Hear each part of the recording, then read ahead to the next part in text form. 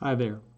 Welcome back to another Tuesday's Tips. I'm Greg Kaiser, and for the last several months now, we've been doing this weekly feature and talking about edits in Lightroom and really post-processing in general. I just choose to use Lightroom.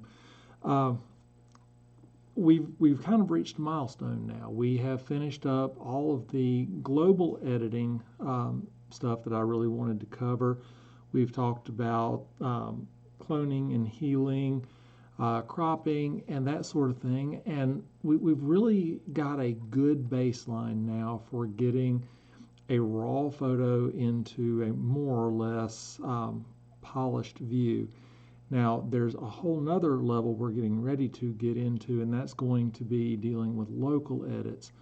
But I wanted to take this week and kind of review the global edits with you, and we're not going to go back through each one, explain what they all do. Feel free to go back and look at the videos for the explanations and how to work those. But I wanted to more or less talk about the difference between global edits and local adjustments, and then we're going to actually go through one of my more recent photos that really just needed a lot of global work on it and very, very little in local. So we're going to do a real-time edit and show you how that works and how it will fundamentally look in maybe your workflow.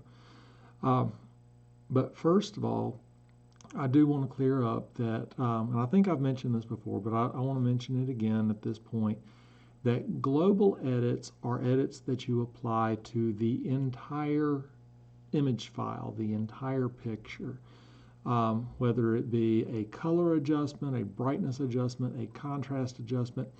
Any of those things that we've done have affected every pixel throughout the image, or if not directly affecting them, could potentially affect them. It's kind of the heavy-handed way of doing an image edit.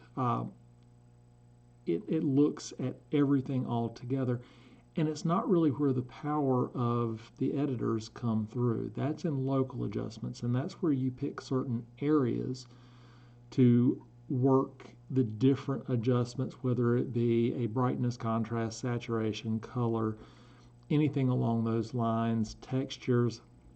You can do pretty much everything we've done globally in a local manner. You can pick out certain areas within the picture that you want to affect. And that's what we're going to be getting into starting next week. We're going to talk about masks within Lightroom, which is very similar to layers in Photoshop. And we're going to talk about how we can directly affect only certain areas in a picture. And for me, that's where the power of raw capture and post-processing comes into play, because that's where you learn to direct the eyes and to change how a photograph is read. So we can look forward to that, and that's kind of the next level. As they say, there's a lot of levels to this. But we're going to kind of look back over what we've learned globally, and we're going to take a look at how that kind of pans out. So we're going to get you over here into Lightroom, and we're going to take a look at this picture. And what we are looking at is straight out of camera. This is the raw image. It is a tree in South Carolina. I really liked the Spanish moss, and in this particular plantation that I was at, I found this tree. It had the moss and it had the greenery kind of growing up along the trunk of the tree. I just liked the textures. I like that juxtaposition between the hard-edged leaves and the soft Spanish moss here. As we talked about several weeks ago, exposure was a problem here because obviously I had kind of a bright sky in the background. It was an overcast day, lots of shadows down in here, but the clouds were reflecting a lot of light from the sun. So all those things that I talked about as far as using a neutral picture style, reducing the contrast, reducing the saturation, all in camera to give me a better histogram and the picture on image review, all those tips were done, even did the depth of field preview button to stop the lens down to get an even more accurate histogram, because I wanted to be able to push the exposure as far as I could to the right.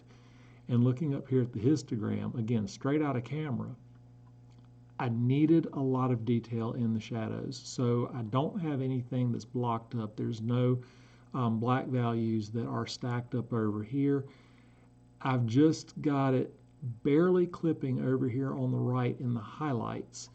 And you can see kind of where that takes place. And those are white clouds. They didn't have a lot of detail. I made a creative choice to push it that extra third of a stop, knowing I could probably recover any detail that may be in there, but I wasn't overly concerned because I'll sacrifice this detail, these little splotches of white, so I can get the detail here. And I was able to do that, as you can see from the histogram, and this matches what I was seeing in the camera. I was shooting at ISO 200 because there was a little bit of a breeze, and I wanted to make sure that I got the Spanish moss sharp. So at f11, I had an exposure time of 1/10 of a second. I was using a polarizer filter.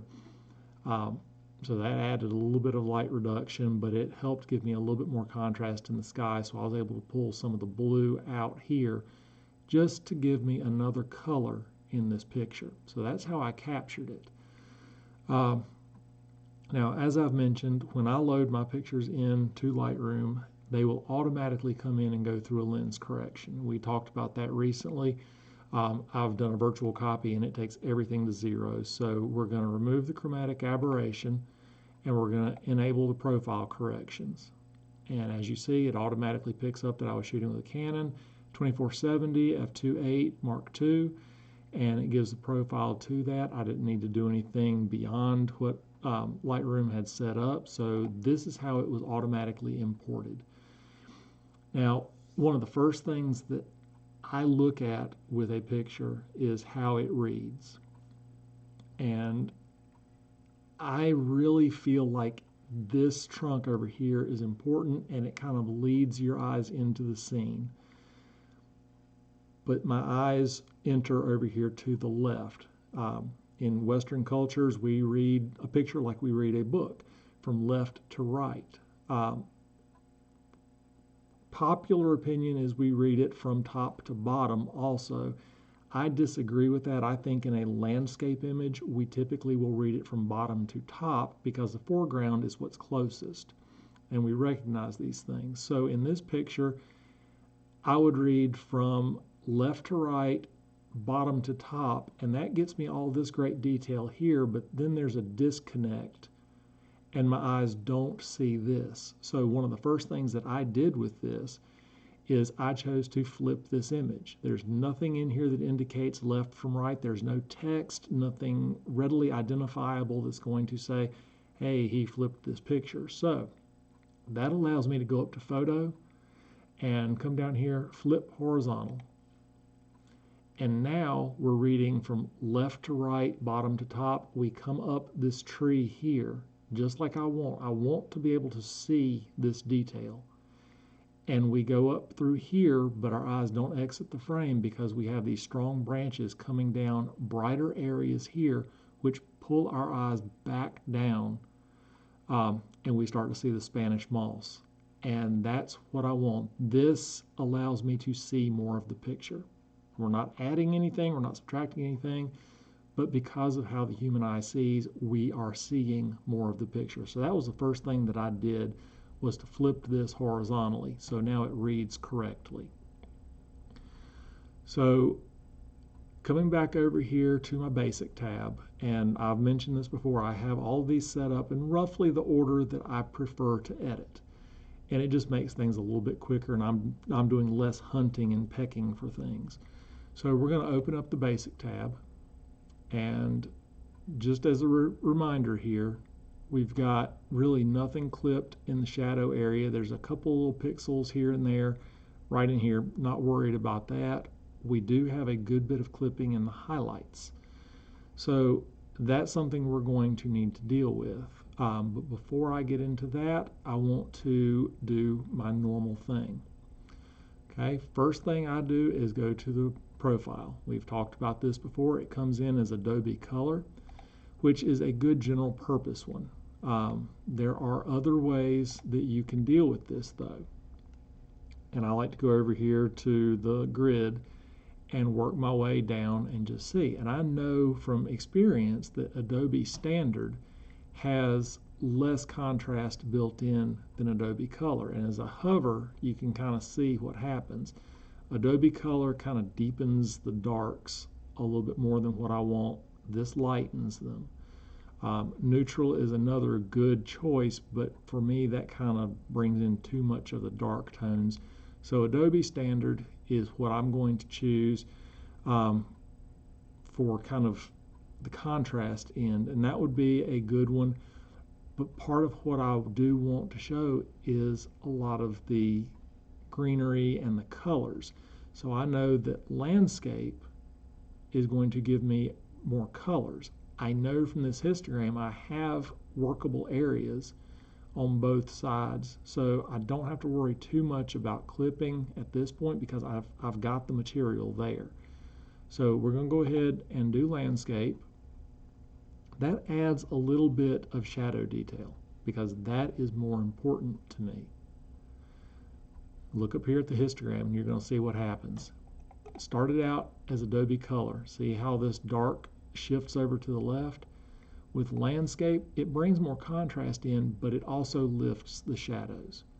So that is the closest one to what I want to see. Now, we've pushed a little bit more into the brights, but we've actually reduced some of those clipping areas.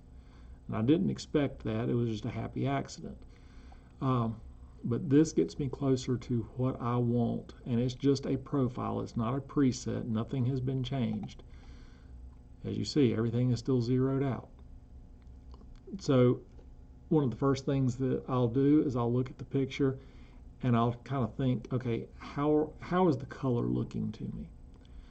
So I want it to be a little bit warmer. It was a little after 9 o'clock in the morning when I was out here. I wanted more of like a sunrise look, so I wanted that warmer tone.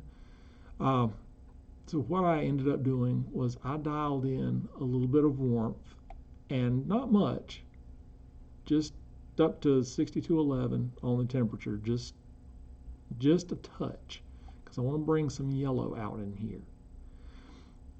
Now we've got kind of an overall green, and to get the yellow out of here, I need to remove some of the green.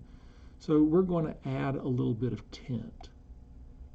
And it's just all seasoned to taste, and something about there looks right. We've started to differentiate the colors. So now we've got a difference between the Spanish moss and the green of the leaves. Minor stuff here, very, very minor, but I'm setting myself up for what I want. Now, I know that I've got a little bit of clipping here in the highlights, but I also know I want to get more shadow detail. I exposed to the right. I've managed to capture all the detail, so I can boost the exposure in post without sacrificing the highlights at this point. So we're going to give it about 1/3 of a stop, and that's looking good right there. Again, nothing too much, but we get more detail out of the tree and out of the midtones. And remember, exposure is based mostly in midtones, and it will stretch the shadows and mess with the highlights some, but generally it's going to leave the blacks and whites alone on either end of that histogram. So I've just basically kind of pushed a wide mid-tone swath up in exposure, just 1/3 of a stop, not much at all. Contrast, I don't like to mess with this one at this point. I will in a black and white image, but for this one it was not appropriate. There's plenty of contrast built in. I might want to reduce it, but we'll see how that goes because we've got all these great sliders here, and we've talked about this a long time ago. Now I could just be real heavy-handed and drop the highlights all the way down here, but we start getting a weird looking sky. The moss doesn't look right. So we're going to come back up here just a little bit and somewhere, say, right around there. That looks good. We've still got bright sky. We've still got this blue here. And we've still got the moss. We've still got everything that we need. And if you'll notice, my highlight clipping is now gone. That's why I say know your equipment, know how you're going to edit for how you take the picture. I knew I could push that extra third of a stop and blow out the highlights slightly because I knew that I could get those to pull back without a problem, especially since I wasn't concerned with detail in these areas. White clouds, they're going to be white. So I knew how I was going to edit. I knew how far I could push the file. I wanted this shadow detail. I got that. I didn't want the sky to be blown out. I succeeded because I just was able to pull that back. And there's more things that we can do if we needed to. But again, the shadows were most important, so we're going to boost those. Now, I could do that, and that's going to give this a very weird HDR look. That's not what I was going for. I wanted it to appear like my eyes saw it. So we're going to dial that effect back somewhere right about there. You can see all the detail. Things are starting to come together. I see everything in this picture that I wanted to see. Now, with setting the white and black point, I'm really close on both sides. But remember, we can do the Alt key, go on the white, and you can see that there are some pixels here and there that are a little on the bright side. Those are in the clouds. Honestly, I'm not worried about it. It's not enough to lose detail in the print. So I'm going to leave the whites right where they are. I don't want to lose the vibrancy, not the vibrancy, but the overall impact of the scene by darkening the whites, because that kind of dulls it a little bit. So I'm going to leave it right there, pushed as far to the right as I can get it without going over. And if I were to add any to the whites here, that's going to cause a problem. Let's look and see where the black point is. Alt or Option on a Mac, left click. Okay, there is nothing in here that is totally black. I do like to have a good solid black point, so I'm going to bring this down. And we start to see pixels over here to the left. I want to get that solid black point. So we're going to go to something, it's a little much, about right there. The areas that are green and yellow, those are showing clipping, but we're not completely black. Those areas that are black, that is what's showing as total black. This is in the deep shadows. That's what I want to be black. The human eye is used to seeing solid black in shadows. That doesn't scare me, and it, for me, gives a little bit more contrast, a little bit more body to the picture. So we have gone quite a far way here, and you see we've got the moss that's differentiated. We've got great shadow detail. The sky has come into play. Things are really coming together, but I want to get a little bit more, just a little more detail going in here with the moss. Now we talked about the presence, sliders, texture, clarity, and dehaze, and what each one of them is good for and how to use them. I didn't want to do clarity because that starts making things look very crunchy. That's not an appropriate slider for this picture. I want to maintain that softness, but at the same time, I want you to be able to see the detail in the bark, in the leaves, in the moss. That is going to be texture. That's that high frequency. So we're going to move that up just a little bit. And somewhere around in there looks good. And you see we've got great detail in the moss. And if we were to zero that back out, you see how it kind of softens? Again, this is subtle. And it's designed to be that way. If you do all your work with one slider, you are doing yourself a disservice and the picture a disservice. It's not going to turn out the way you think it will. Use the tools as they are designed subtly so that the combination of everything builds and makes a fantastic end result. We're not going to mess with dehaze. That's going to throw colors way out. There's no need for it. Vibrance, saturation, I'm going to leave those to the end because I want to see how all the colors react to themselves. So those are ones that I will do at the very end. So we're going to come down here to calibration and forget about color science and Nikon's better than Canon and Canon's better than Sony and Fuji's better than all and Hasselblad rules everything. Forget about it. Once you go into a profile, you have changed the color science of the camera, and that's perfectly fine because I choose to do the colors the way I want to see them, not the way somebody behind a desk says this is the way the colors should look, because every scene is different. So I'll come into calibration and I can change the colors. And again, I want to emphasize the moss, which right now just kind of is a beige. I want to get more of that sunrise look. Now, I could warm the whole scene, but that's going to look really, really bad. And that's what I used to do when I started photography back in mid-2000s. It's not a good way of doing it. This is a much better way. So what we do, we start saying, okay, I want to bring more orange into this scene. So we're going to kind of move the reds over to the orange side slightly and something about there. And we want to bring in a little bit more saturation into those red pixels. Again, it's not the red tones, it's the red pixels. And each color has a combination of red, green, and blue pixels. So we're adjusting all the pixels globally that have that red in there. And this is one of those that's kind of hard to master, but once you do, you get there.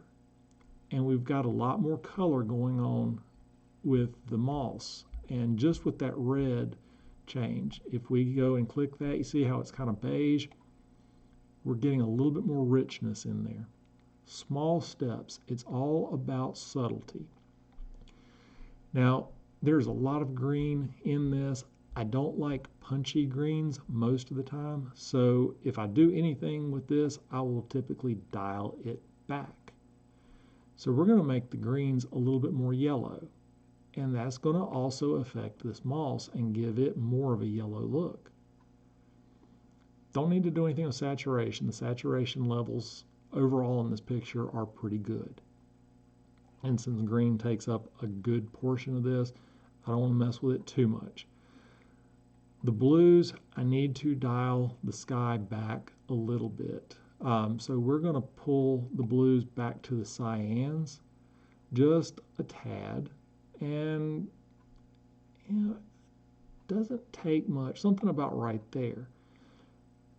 But I also want to desaturate the blues. Now, we talked about this before, and the blue channel is a great way of adding a lot of saturation. As you see, it affects the greens and yellows significantly. But for this situation, I want to bring the overall saturation back a little bit. That's going to help bring that sky down, and it's going to give me a little bit more workable room within all these other colors. So we didn't do anything on the shadows in this one. We messed with the red primary, green primary, and blue primary. That's the difference that we've gotten. It's kind of washed out there, and there we're starting to get that rich, warm tone. Know what you're going for, so as you're going through these different edits, you can kind of get to that point. And it's not a matter of, well, this looks good, this looks good, this looks good. Have an end result in mind. We're going to go to the color mixer next. Still working on colors. And this is going to be the HSL tab. I didn't do anything with point color in this one. There really wasn't any need. Everything was able to be handled this way. And what we're going to do, we're going to go here, get this color picker or the targeted adjustment tool, and we're going to find some Spanish moss. And you see how it's highlighting the yellow tab. It's going to affect probably the orange, yellow, and maybe green. So what we're going to do, we're going to try to bring this down kind of more to the orange. And let's see. Yeah, something about like that. Now when I did this originally, it actually did pull the green also. But we're starting to get this to have more of that orange warm sunrise tone. Now we can pull the green, because again, I don't like the punchy green, so I'm going to make them a little bit more yellow. Not too much.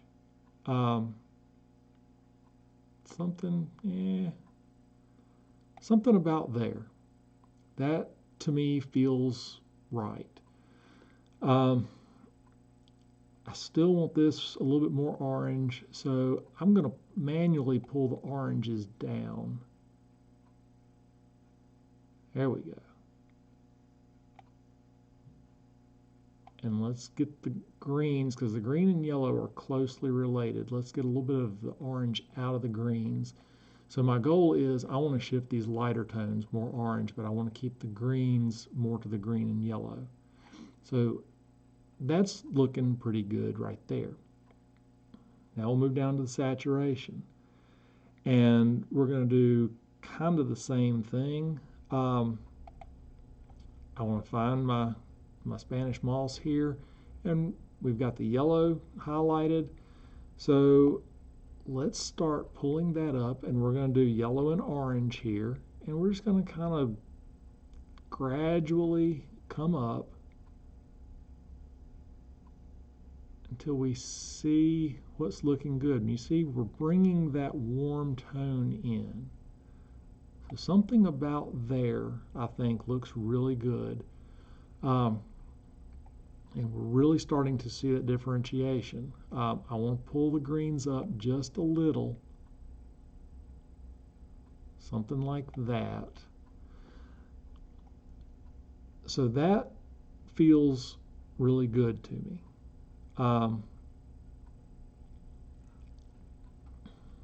Let's see. Now, with the sky, I was using a polarizer, which is going to give me more contrast between the clouds and the sky, but the blue, I think, is a little bit too much. It's too overpowering. So we're going to pull the blue down just a little bit. Remember, we desaturated the blue primary color. I'm also going to do the actual blue channel until it looks right. And see how that's starting to really kind of, it makes the sky blend together. It makes the clouds not as bright, but yet we still see that there's the white clouds, but the blue makes more sense now.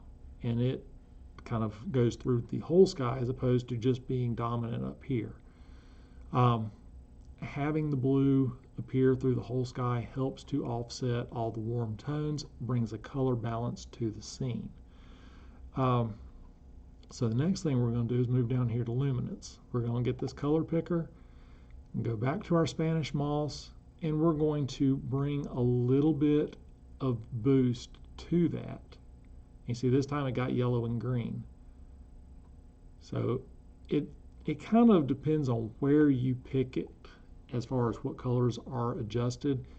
In this situation, I think it picked the greens too much, so I'm going to zero the greens out, and I want to bring the oranges up manually.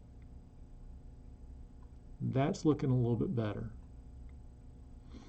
So we're really trying to isolate the Spanish moss here. We're making it brighter. We've made it warmer.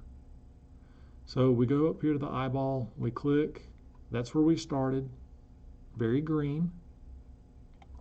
That's where we ended up, and you see where the warm tones are really starting to come into play, where that Spanish moss is, and that was my vision for this.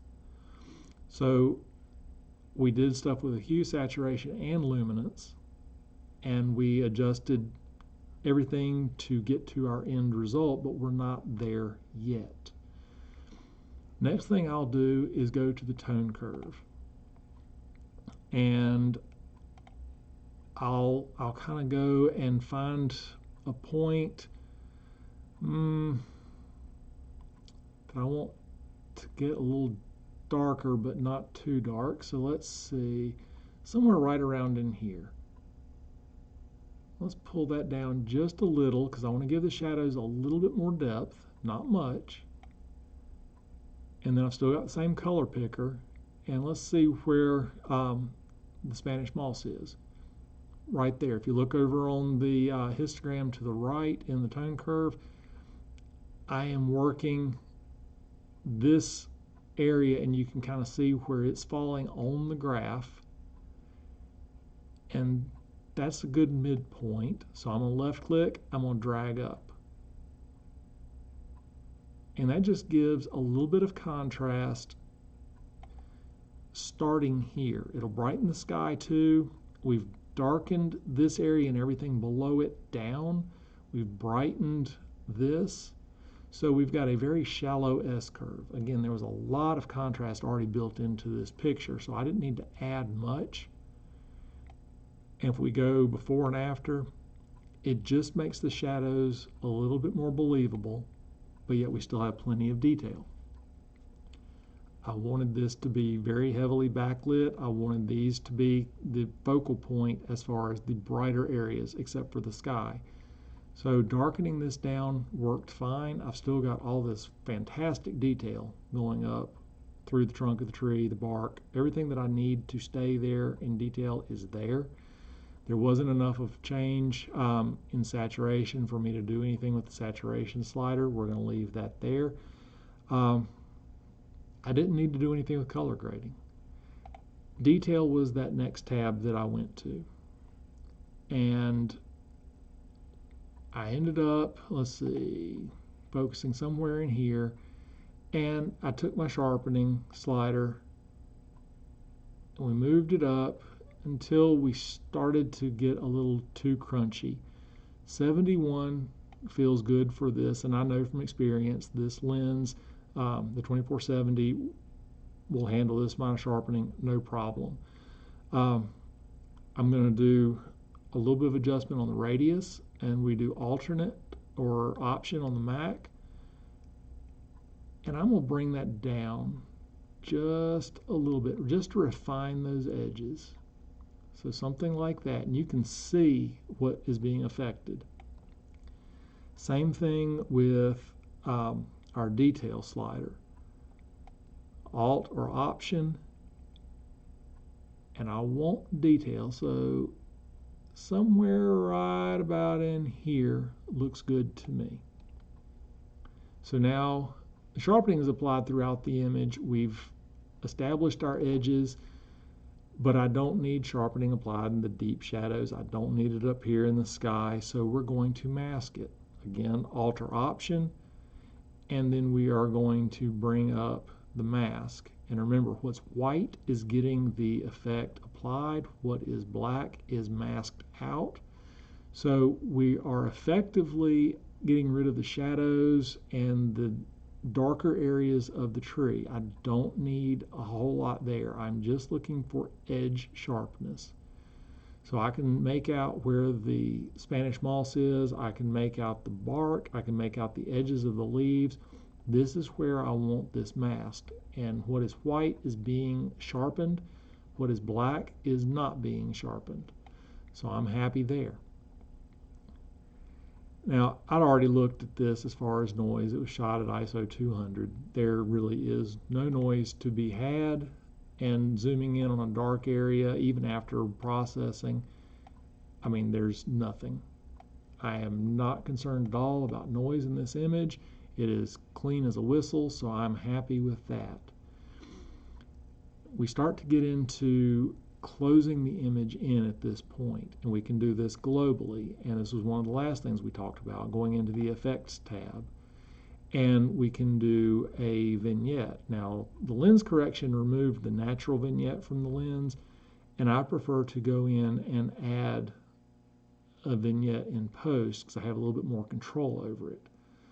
So something about there, again, we're just darkening the outside. We've got the highlight priority set so it doesn't really affect the bright areas of the sky. but we kind of close in the darker areas, which pushes our eyes into the frame. And if we do the before and after on the effects, you see how it's kind of bright on the outside and the eyes tend to want to go towards the edges. By doing this, the eyes no longer want to escape the picture. They stay here in the center, and there's a lot to look at here in the center. And what I want you to look at is here in the center. We've got these great lines here, we've got the moss here, we've got the sky. I want to push the eyes into the picture, not out of. So at this point, I'm really happy with how things are going. I want to see just a little bit more color punch. So now we go back to the vibrance and saturation. And I explained the difference between the two. Vibrance adjusts each color channel differently based on where it is in saturation. So always keep that in mind. But I like what it does once we get things kind of put together, and you see how it's really making those yellows and greens pop. It's subtle, but it's there. And with saturation, I will usually bring that back down to counter the vibrance just a little bit. But in this situation, I'm really liking that extra color, so I'm going to dial in a little bit more saturation. And now we've got, great warm tones here on the Spanish moss. There's a warmth to the greens. The sky is still blue, so it helps balance all that warm, and it makes it look more natural as opposed to just sliding the white balance all the way to warm and saying, hey, look, sunrise. It's a whole lot more accurate, I think, to do it this way. I like having that blue. Now, there was some more that I did to this one with different masks and doing some local adjustments, but it was not much that I did. This is a basic global edit. And we have gone start to finish, and if all you want to mess with is global edits, you would be pretty much done at this point. What I did was went in and did some local adjustments, and you can see here the final result. This is the actual master file. And just to review, this is where we started. That's where we ended up. And we have this great orange tone here. We've got the distinction between the greens and the yellow-orange. And yeah, the moss was actually kind of just a real pale off-white, but I wanted it to look like it's catching that early morning sun. I just missed it by a couple hours. The place wasn't open. So this is what I did to get that mood that I was after. The adjustments that I did locally, and we're going to talk about this, are I added another vignette and I brought some detail back out into the trunk.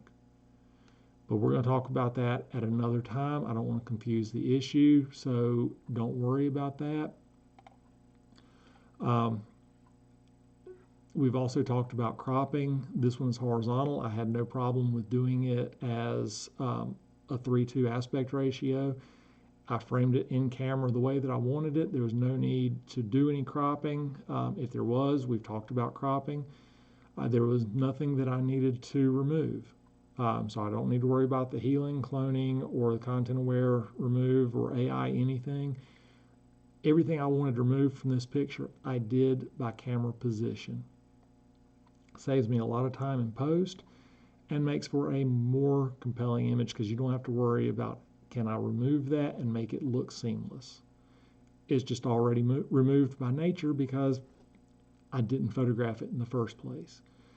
So we've got a really good final image here that matches what I was looking for. And just to double check everything, remember I've got it set up on a white canvas right now. But if you right click over on the side, you can make that black. This helps me judge my shadows because now the shadows are brighter with that black background. So this gives me a more accurate look at what's going on in the shadows. And I have heaps of information here. I didn't need to worry about boosting shadows anymore. I've got a good black point in here.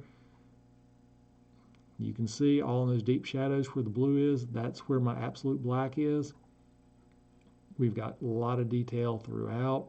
That's what I want. There's nothing clipped in the sky. The exposure looks good, both on the black background and the white background. So I'm happy with this one. This one is ready to go and be formatted for output, whether it's online, whether it's print, it's ready to go.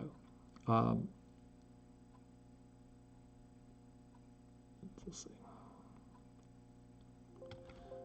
All right, so now that I remember which button to do, hang on, let's see. Now I've remembered which button to do. Okay, sorry about that. I'll edit that out when I learn how to edit video. But I do appreciate you guys for sticking with me through this entire first set of Tuesday's tips where we've talked about global edits. I really hope that you found it beneficial. I hope that if you haven't gotten into image editing, that it gives you a better understanding and takes some of the fear out of doing edits, because at this point you can get done pretty much anything you need to get done. We will talk about really and truly fine-tuning an image next, but getting these global edits done, this is a good batch process that you can do on your images. You know, get them home, do these global edits, and they're ready. They're set. There's nothing that has to be done locally. It can help the situation, but it's all up to personal preference. And remember, everything with editing is you season it to taste, and everybody's tastes are different. Don't try to do it for other people, unless, of course, you're being paid by a client who wants a specific look. In that case, do it to where they're happy with it.